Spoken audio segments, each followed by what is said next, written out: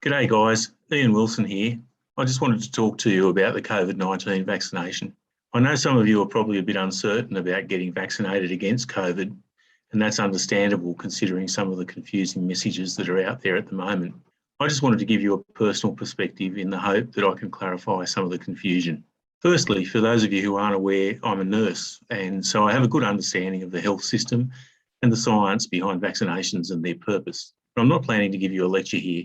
I just want to talk about my personal experience. To begin with, most of you know me as the manager of third grade and the bloke who did the screening at the front gate before training.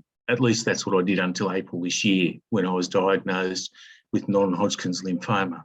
Non-Hodgkin's lymphoma is a type of cancer that affects the lymphatic system. And for me, it affected the lymph nodes in my spleen and my groin. I'd spent the past 18 months exercising and improving my diet and had lost around 25 kilos in that time. I thought I was pretty fit and healthy for a 60-year-old man. I'd been walking up to 20 Ks a day as well as going to the gym.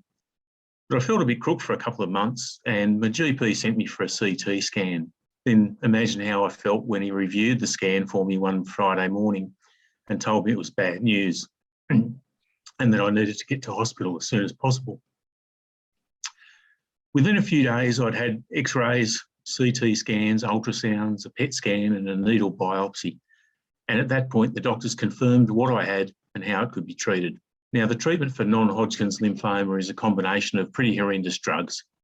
But when the doctors gave me the news and told me about the treatment, I said yes immediately. Over the past 3.5 months, those drugs have made me feel bloody awful, but they're definitely better than the alternative I was faced with.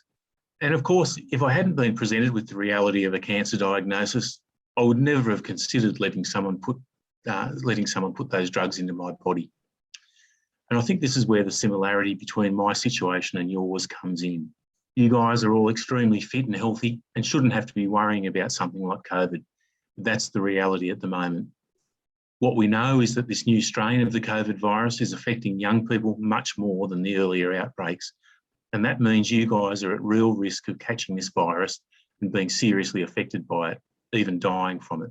But the good news is that you can do something before it hits you. You can get vaccinated. Vaccinations have successfully eradicated a range of diseases, including smallpox and polio.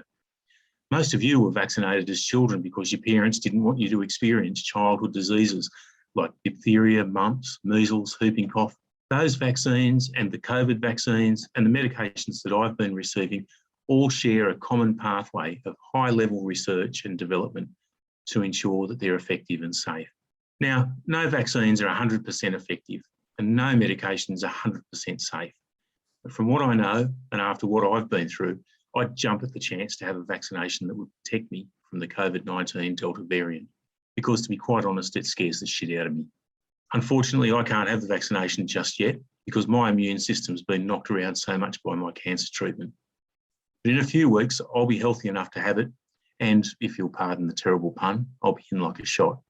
Having the vaccination will not only protect you from getting sick and possibly dying, but will also reduce the likelihood that you'll pass the virus on to other people, such as your family, your friends, and your teammates.